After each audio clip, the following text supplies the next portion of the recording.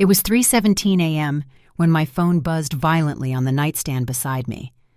I blinked into the darkness of our waterfront condo in Seattle, expecting maybe a hospital emergency alert, one of those awful midnight calls you only get when someone's bleeding or coding. But this wasn't from the hospital. It was from Nathan, and it wasn't about life or death, unless you count the slow death of a marriage. Sold the Bainbridge Island house, moved all our money, starting a new life in Tulum with Ariana. Enjoy being broke. LOL. Don't call. Changing my number tomorrow. The message glowed on my screen like it was mocking me.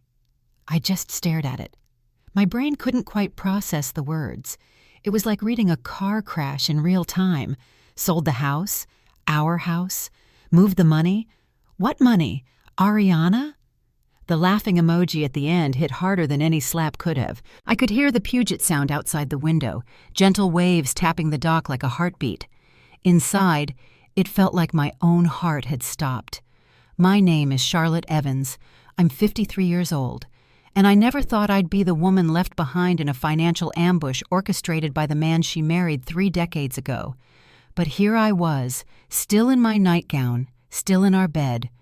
Only now, it was just my bed. I didn't cry, not immediately. Instead, I reached over to the bottom drawer of my nightstand, pulled out a leather-bound notebook labeled Project Orion, and calmly scribbled, 3:17 a.m., Nathan confirms financial abandonment. Sale confirmed. Phase 0 complete. Proceed to asset freeze review. I was done being blindsided. Now it was my move. 6 months earlier, I was a woman in love. Or at least a woman holding on to the memory of love. Nathan and I had met in graduate school. He was the charming CPA in training who made me laugh so hard I once snorted coffee out of my nose. I was the MBA with a plan, a purpose, a clipboard for every part of our future. We bought our Bainbridge dream home the year Gavin was born. It had a wraparound deck, a dock out back, and creaky floorboards that annoyed Nathan but charmed me. We built memories there. Birthday parties, game nights, long quiet mornings where he'd bring me tea and whisper, "You still take my breath away, Char." But something had shifted last spring. At first it was subtle. Nathan started getting up early for sun salutations. He downloaded fitness apps and subscribed to a podcast called Optimize You. Then came cold plunges, intermittent fasting, and eventually, her, Ariana Cole. The personal trainer with bleach blonde waves, a six-pack, and a smug Instagram feed filled with green smoothies and shirtless men finding their truth. At first, I was supportive. Maybe this is good for him, I told myself. Maybe it'll help with his cholesterol. But soon the gym sessions turned into all-day outings. Ariana started appearing on our Venmo log, $350 for coaching, $800 for personalized retreats. Then the trips. Business in Sedona, he'd say. Or Leadership Summit in Santa Fe. I noticed Ariana's Instagram posted from the exact same resorts just hours later. Still, I said nothing. Because I am not impulsive. I don't scream, I don't accuse, I prepare. I work as COO of Eastlake Medical Center, a job that demands strategy, composure, and clarity under pressure. I handle million-dollar budgets and high-stakes negotiations. But nothing at Eastlake prepared me for the day Nathan stopped looking me in the eye. The red flags were everywhere. He changed the passwords to our investment accounts, stopped contributing to our joint retirement fund, claimed he was rebalancing. I knew better. That's when I created Project Orion. It started with a folder on my encrypted hard drive. Inside, every bank statement, every Venmo transaction, every charge to Wellness Elite and Sedona Earth Retreat. I matched travel dates with Instagram geotags. Ariana never tagged Nathan, but she didn't have to. I saw him in the reflection of her sunglasses. I cataloged everything. I even printed a screenshot of an email Nathan drafted but never sent. An inquiry to a real estate agent in Bainbridge, titled, Urgent Private Sale. No wife involved.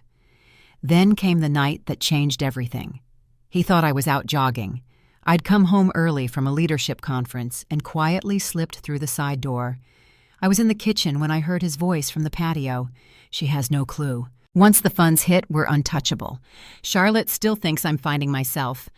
Well, I found someone better. I stood there, one hand on the countertop to steady myself. And I smiled, because I'd already retained a lawyer. Valerie Pierce, a family law attorney so sharp she could slice a lie before it left your lips. When I brought her the evidence, she flipped through the binder like it was a cookbook. "He's planning a financial ambush," she said.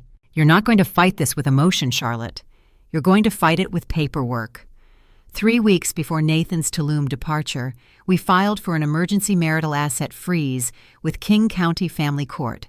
The judge, a stern woman with thick glasses and zero tolerance for betrayal, signed off without hesitation. Project Orion became The Reckoning. The Bainbridge Island house, still in my family's name. The transfer Nathan thought he'd completed, flagged, intercepted, and held in escrow. The brokerage account, locked pending review. Nathan thought he had disappeared into paradise, but he hadn't disappeared. He'd been outmaneuvered. At 3:35 a.m., I padded barefoot into the kitchen and made a cup of tea. The silence in the condo was heavy, but not frightening. For the first time in months, I felt power return to my chest. This wasn't heartbreak. This was strategy. Nathan thought he'd texted his way into a new life, but what he really did was walk directly into minefield. I opened my laptop, reviewed the timeline, and updated the entry. Phase 1 complete. Financial freeze active. Court documents verified. Awaiting subject response. Then I stared out into the black water. I whispered, "You thought you erased me, Nathan, but I am the page you'll never be able to rewrite." 3 days after Nathan's text detonated 30 years of marriage with a smiley face, I found myself sitting alone in my office at East Lake Medical Center, staring out over Lake Union.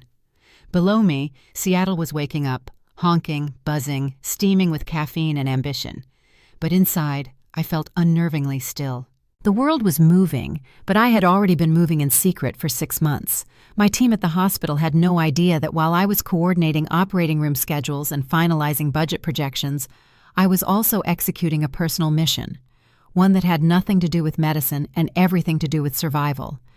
Because I knew something was wrong with Nathan long before he booked his wellness retreat in Tulum.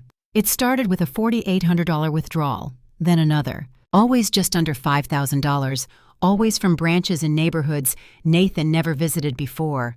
The same man who once argued with me for buying name-brand olive oil was suddenly withdrawing tens of thousands in cash and shrugging it off like he was buying gum. I asked him once. He said it was for business flexibility. He wasn't even trying to make it believable. So I didn't argue. I logged the transaction. In a notebook I kept tucked inside a file marked HR Policy Archives, a place no one in my office ever touched. Then came the Venmo transfers to Ariana C. The emojis told me more than the labels did. Mindset session, post-sauna energy work, coaching and breath work. I might have laughed if it didn't make my stomach twist. At first, I tried to rationalize. Maybe this was Nathan's version of a midlife awakening. Maybe this was still salvageable. But one night, he turned over in bed, saw me looking at him, and said flatly, "You always overthink everything." And that's when I stopped speaking. I stopped asking, and I started preparing. Denise, the closest friend I had left from college, was the first person I confided in. A licensed clinical social worker, she'd seen more divorces than most attorneys. When I showed her the evidence I'd collected, she didn't gasp or raise her voice. She just stared at the printouts and said, "Charlotte, you need a lawyer. Not next month, not tomorrow, today." She referred me to Valerie Pierce. If Denise was the voice of calm in a storm, Valerie was the storm itself. Strategic, brilliant, unflinching. When I walked into her office with my Project Orion binder, she flipped through it like it was a military dossier. "You've already done more than most clients do in a year," she said, her voice low and even. "But if what you're describing is accurate, we're dealing with potential financial abandonment, concealed assets, and fraud." She looked me straight in the eye. "We don't confront. We don't warn, we prepare." Phase 1, Financial Forensics. Valerie called in Elliot Marsh, a forensic accountant with the warmth of a filing cabinet and the instincts of a bloodhound. Within 3 weeks, Elliot uncovered a secondary checking account opened in Nathan's name only. Over $186,000 in cash transfers routed out of our joint investments. a shell corporation registered in Belize. A nearly finalized listing contract for our Bainbridge Island house, titled Private Seller, Confidential, Immediate Move. I remember sitting across from Valerie as she reviewed Elliot's findings. "This isn't just infidelity," she said. "This is an escape plan." She filed an emergency motion under seal, citing anticipated marital asset flight risk. The judge approved it, quietly. No official notice sent to Nathan. Not yet. We were setting a trap. Phase 2. The kids. Lily and Gavin were adults now, 24 and 27, but they had no idea what was going on. That changed the day Nathan forgot Lily's birthday. No text, no call, not even a late, "Sorry, been busy." She called me in tears, confused. "He's never missed it, Mom. Even when he was on business trips, he always sent something." I knew I couldn't hide the truth much longer. 3 nights before Nathan's flight to Tulum, I invited them to dinner. I cooked Lily's favorite mushroom risotto and tried to smile through the pain. Once we sat down, I pulled out the binder. Project Orion.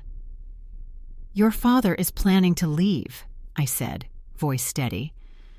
"With someone else, and with almost everything we've built." Gavin stared at me like I'd spoken in a foreign language. "What? Like, permanently?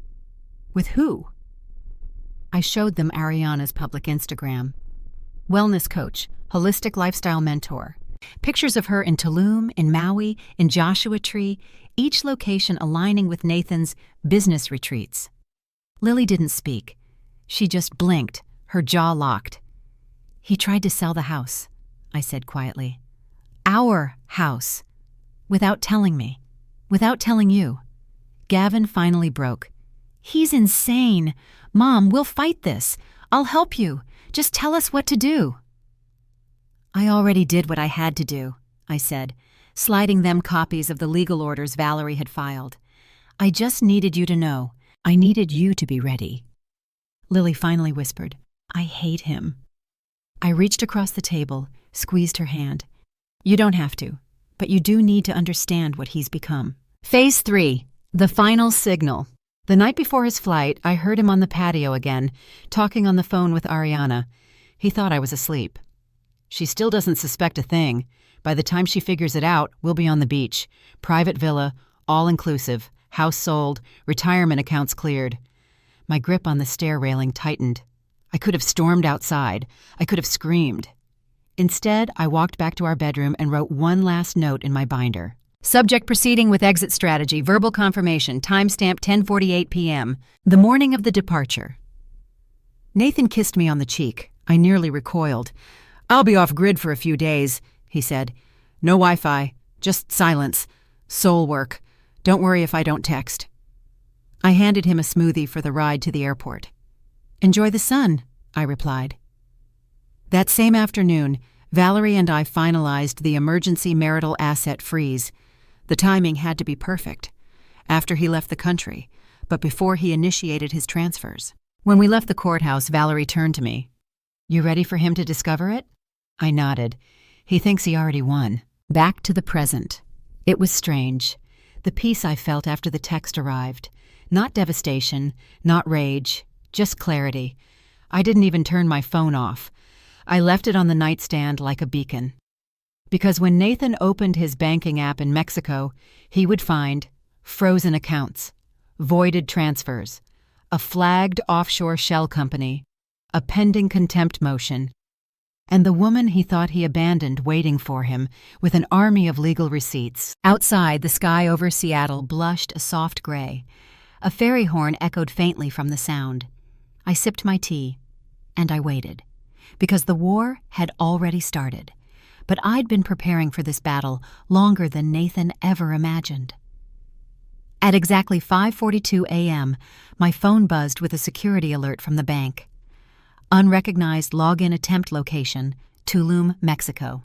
Device, iPhone 13 Pro. I didn't even flinch. I just took another sip of tea.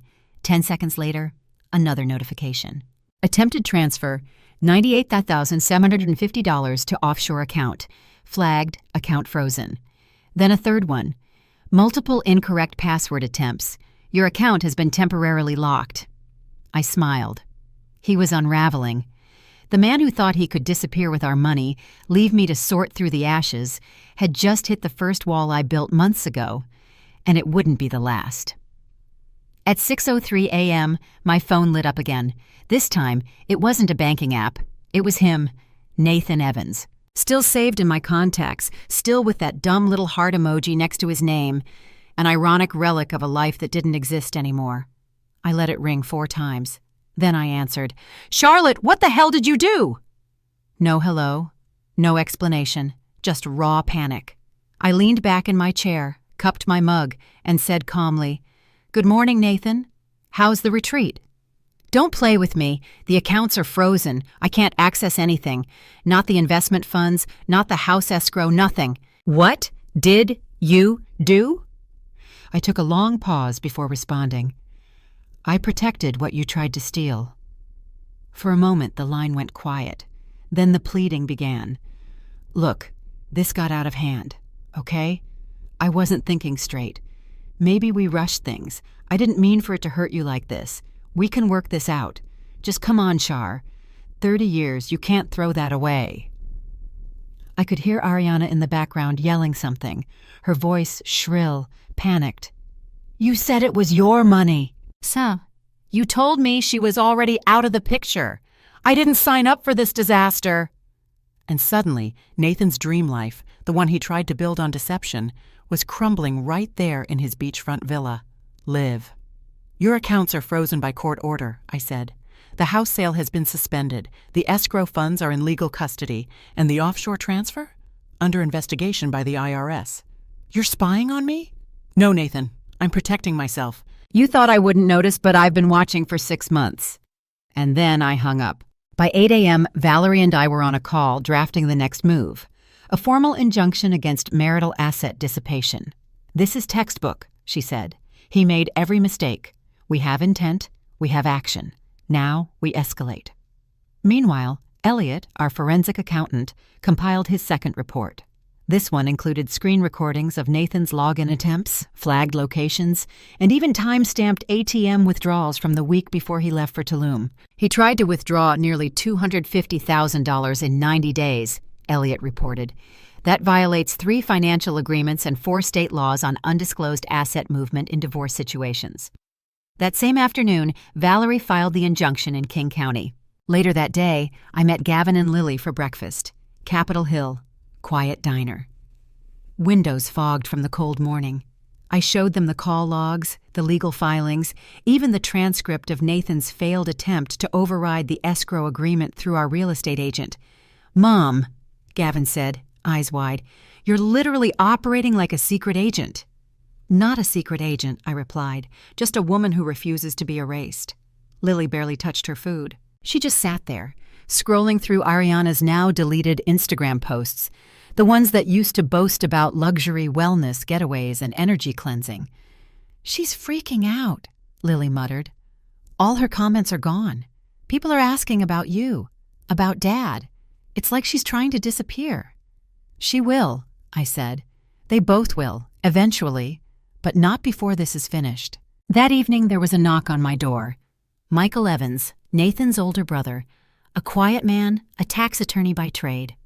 We hadn't spoken in over a year. "He called me today," Michael said, stepping into my living room. 10 times. He wants me to mediate." "And what did you say?" I said he was an idiot. Then he handed me a thick envelope. Inside were screenshots, emails, messages from Nathan to old business contacts. He was trying to flip the narrative, to say that I was emotionally unstable, financially reckless, vindictive. He even tried to convince his former firm's board that I was mentally unfit and delusional. Michael looked me in the eye. "You need to know who he is now. This isn't about love anymore. It's about war. But I'm with you." For the first time in weeks, I felt a flicker of something I hadn't allowed myself to feel. Not rage, not grief, validation. The next morning, something shocking happened. I got an email from Ariana. Subject, "I'm sorry." "Mrs. Evans, I need you to know that Nathan lied to me. He said the house was his, that the accounts were in his name only, that you had already filed for separation. I believed him. I never would have gotten involved if I knew the truth. I'll provide a statement if needed. I'm not proud of any of this." I forwarded it to Valerie. She called me within minutes. "Charlotte," she said, "we're not just dealing with a family matter anymore. We're looking at criminal fraud. Perjury. If we keep this pace, he won't just lose the divorce case. He could lose his freedom." On day 4, a certified letter arrived from the IRS. Subject: immediate review of suspicious international activity. They had flagged the Belize transfer. A red flag had triggered an automated review, and now Nathan's name was under audit. Valerie nearly laughed when she saw it. "This man is self-destructing," she said, "and he's taking his girlfriend down with him." At this point, all we had to do was keep documenting. Every password reset attempt, every unauthorized login, every email he sent to my work address. 3 so far, claiming I stole the house. The deeper he sank, the higher I stood. 3 days later, the court date was set. Valerie prepped my statement. Elliot finalized his report. Michael agreed to testify as a character witness. And me? I got a phone call from an unblocked number. I answered. "Charlotte?" Nathan's voice was strained, quieter than before. "Can we talk without the lawyers?" I paused. "Only if Michael's on speaker." There was a beat of silence. Then he whispered, "I made a mistake. Ariana's gone. The money's gone. I want to come home." I said nothing. He kept speaking. 30 years, Charlotte. Doesn't that count for something?" I waited, then answered, "It does. That's why I'm not letting you destroy what we built. Not for her, not for ego, not for greed." As I hung up, I looked around my apartment. My life wasn't whole yet, but it was safe, and soon it would be mine again, because now this wasn't just a story of betrayal. It was a story of power reclaimed. And I wasn't done writing it. The courthouse was colder than I expected, clinical, echoing, and steeped in silence. Even the wood-paneled walls felt like they were holding their breath. It had been 142 days since Nathan texted me from Tulum, 78 days since I filed for financial protection, and only 7 days since he called, begging to come home. But this wasn't a reunion. It was a reckoning. I sat at the plaintiff's table beside Valerie Pierce. She was calm, her notes methodically organized, her expression unreadable, a seasoned shark in a sea of procedural formality. Across from us, Nathan shuffled in with his attorney, Griffin Knox. Tall, polished, and reeking of overconfidence, Griffin looked like he'd never lost a negotiation in his life. But this wasn't a boardroom. And Nathan looked like a man who'd aged 10 years in 10 weeks. His suit hung awkwardly. His once proud shoulders were curved forward. No tan, no swagger, just a hollow shell. He didn't look at me. Good. Because if he had, I would have reminded him with my eyes that this was the day I'd been preparing for since the first Venmo charge to Ariana C. "Evans versus Evans," the bailiff called. "Docket 62143B. Honorable Judge Carmen Whitaker presiding." The judge entered. A woman in her 60s, sharp eyes, and the presence of someone who had absolutely no time for drama. The room stood. Then we all sat as she adjusted her glasses and looked down at the docket. "We're here to address motions for emergency financial protection, contempt of court, and evidentiary hearings for division of marital assets," she stated flatly. "Is counsel ready?" "Ready for the plaintiff," Valerie responded with clarity. "Ready for the defense," Knox answered. And so it began. Griffin Knox stood first, clearly hoping to set the tone.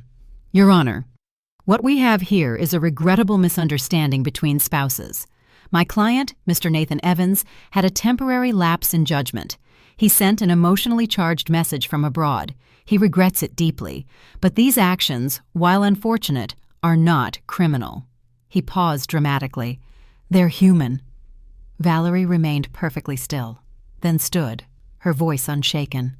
"Your Honor, this isn't about emotion. It's about premeditated deception. We have evidence of asset concealment, offshore transfers, unauthorized sale of the marital home, and false representations of marital status to third parties." She handed a thick folder to the clerk. "Exhibit A through F." Judge Whittaker skimmed the documents, her eyes pausing at a few flagged lines. "A Belize account?" she asked. "Yes, Your Honor," Valerie replied. "Opened under a shell corporation. Funded through our client's joint investment accounts, without her knowledge or consent." Nathan shifted in his seat. I didn't move. The first witness was Elliot Marsh, our forensic accountant. He spoke like a calculator with legs, no embellishment, no inflection. In the span of 4 months, he testified, Mr. Evans withdrew $243,800 from marital investment accounts under the guise of business expenses, which were never reported or documented. He redirected these funds toward offshore accounts and luxury wellness retreats. He projected a screen with timestamps, flight itineraries, and transaction records. These correlate with the defendant's trips to Mexico, Arizona, and Sedona, as well as Venmo payments to an individual known as Ariana C. "Do you believe this was accidental mismanagement?" Valerie asked. "No, it was deliberate obfuscation." Even Judge Whittaker raised an eyebrow. Next, Jeanette Rowe, our real estate agent from Bainbridge Island, testified via Zoom. "Mr. Evans insisted the property was his alone," she said, voice tight. "He pressured me to expedite the sale. When I mentioned the necessity of his wife's signature, he became agitated. Eventually, he stopped responding altogether." "Did he ever provide legal documentation proving sole ownership?" Valerie asked. "No, because he didn't have it." "Did you report this attempt to the county?" the judge asked. "Yes, it felt wrong. I've seen divorce proceedings before, but this was different." And then, the recording. Valerie played it on court speakers. Nathan's voice echoed across the wood-paneled walls. "She has no idea. Once the funds hit, we're out. You and me, baby, she can't touch us." You could have heard a pin drop. The courtroom wasn't just silent. It was stunned. Griffin leaned over to whisper something to Nathan, whose face was now a shade of pale I'd never seen on him before. Judge Whittaker looked up. "Mr. Evans, do you deny making this statement?" Nathan cleared his throat. "It was taken out of context, Your Honor. It was a joke." Judge Whittaker blinked. "Do you often joke about financial fraud?" Nathan fumbled with his collar. "No, ma'am, I wasn't myself." And then it was my turn. I stood slowly, steadying myself before taking the witness stand. Valerie began, "Mrs. Evans, what prompted you to take legal action?" I realized he wasn't just leaving me, he was erasing me, financially, emotionally, erasing 30 years of marriage with one offshore transfer and one emoji. "You didn't confront him?" "No, I documented. I collected evidence. I filed legally, because I knew if I confronted him, he'd deny it. And I wasn't going to let him gaslight me into silence." There was a flicker of emotion in the judge's eyes. Respect, perhaps. Valerie continued, "Did you ever attempt to sabotage him?" "No," I replied. "I simply refused to be a casualty of his betrayal." Then Griffin, reluctantly, called Nathan to the stand. He shuffled forward, looking more like a man heading to sentencing than testifying. "Your Honor," he began, "I made some bad decisions. I was lost. I thought I needed something new. I didn't think Charlotte would notice." "You underestimated her," Judge Whittaker said flatly. He nodded. "Yes, ma'am. She's smarter than I gave her credit for." Valerie didn't ask questions. She didn't need to. He'd already buried himself. At 3:14 p.m., the ruling came. Judge Whittaker read it slowly, deliberately. "This court finds sufficient evidence of intent to conceal, reallocate, and misrepresent marital assets in violation of Washington state law. The emergency protection order will remain in place. All assets are to be placed under temporary trusteeship pending final divorce proceedings." She looked at Nathan. "You are to surrender your passport. You are barred from accessing any marital account. You are restricted from contact with the plaintiff outside of legal mediation. Violation of these terms will result in immediate criminal charges." Then she turned to me. "Mrs. Evans, the court commends your preparedness, restraint, and integrity. Your actions were not only legally sound, but morally admirable. You prevented financial ruin through discipline and documentation. Let that be noted." I exhaled. Valerie squeezed my hand beneath the table. And just like that, The gavel struck. As the courtroom emptied, Nathan approached me. His lawyer tried to hold him back, but he stepped forward anyway. "Charlotte, what now? Where am I supposed to go?" I looked at him, unflinching. "That's not my concern anymore." His voice cracked. "I lost everything." I nodded. "You chose that." He blinked, stunned, and I walked away.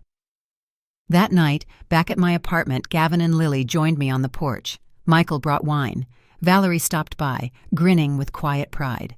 "You didn't just win, Charlotte," she said. "You rewrote the rules." Lily curled up beside me. "You were always strong. But today, you were unstoppable." And as the city lights reflected on the sound, I realized something. Nathan hadn't just underestimated me. He'd helped awaken me. The morning fog over Bainbridge Island always carried a certain melancholy, low-hanging, hushed, gentle. But on that particular morning, as I stood barefoot on the balcony of my new home, coffee warming my palms, it didn't feel melancholic. It felt like peace. 6 months had passed since the court handed down its final ruling.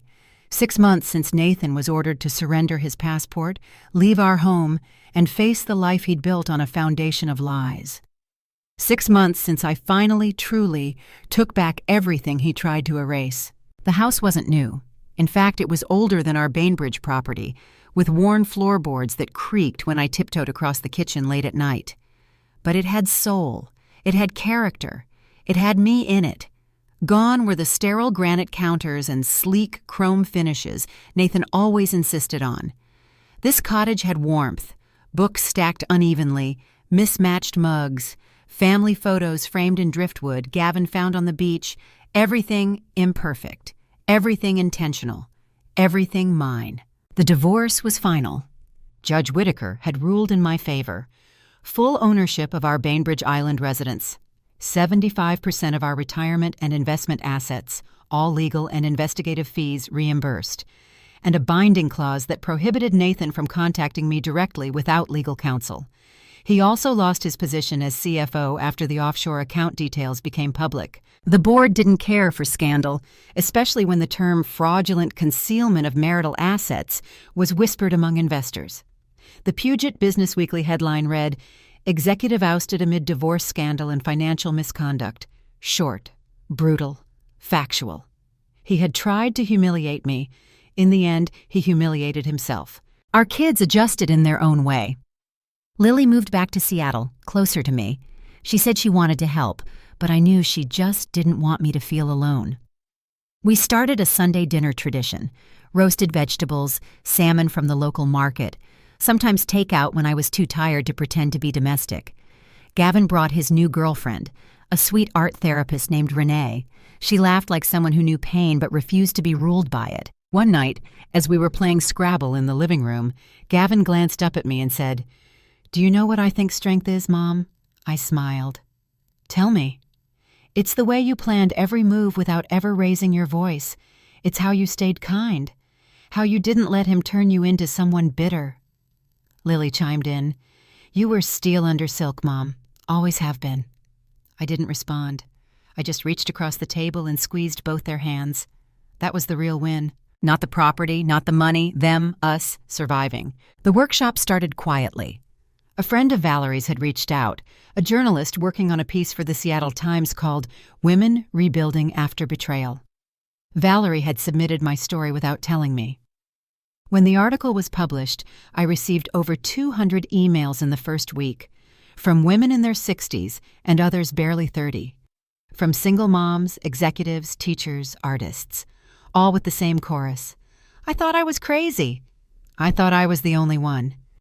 How did you stay so calm?" The answer? I hadn't always been calm, but I'd been prepared, so I launched a monthly gathering called Financial Fortitude. Valerie offered to speak on legal rights. Elliot created a basic guide for financial red flags. I handled everything else, from the whiteboard sessions to the grocery store cookies. It wasn't glamorous, but it was real. We met in the basement of a small community center in Bellevue, folding chairs, fluorescent lights, a pot of bitter coffee no one ever drank. And women. Women showing up scared but willing, angry but open. One woman, June, whispered on her first night, "I still sleep with my debit card in my sock drawer. I'm not even sure why." By her third session, she'd moved her name back onto the deed of her house. By the fifth, she'd filed for legal separation. She brought flowers the next time she came. "Thank you," she said, "for proving that silence can be strategic, that dignity is a weapon." As for Nathan, I rarely thought of him. But when I did, it wasn't with hate. It was with a kind of distant gratitude. Michael told me Nathan was teaching ethics and financial planning at a local community college in Tacoma. "The irony burns," he joked one afternoon over lunch. "Let it," I replied. "Maybe someone in that room will actually learn something." Ariana had vanished entirely. Last we heard, she'd moved to Miami and was dating some crypto wellness guru who hosted retreats in Bali. Fitting. 1 year to the day after I received Nathan's 3:17 a.m. text, I stood behind a podium at the Seattle Women's Leadership Conference. There were over 300 women in the ballroom, executives, activists, survivors. The theme? Redefining resilience. Valerie introduced me. Gavin and Lily sat in the front row, along with Denise, the social worker who'd told me all those months ago, "You need a lawyer, not tomorrow, today." I wore a navy pantsuit, the one Lily had helped me pick out. And around my neck was a necklace Gavin had given me. 3 intertwined silver rings. "Past, present, future," he'd said. I stepped up to the microphone. "My story didn't start with betrayal," I began. "It started with trust. Trust that was slowly broken, subtly eroded. Until one morning, it shattered with a single text message." I paused, scanning the room. Some women were already nodding, others arms folded, waiting. I didn't scream.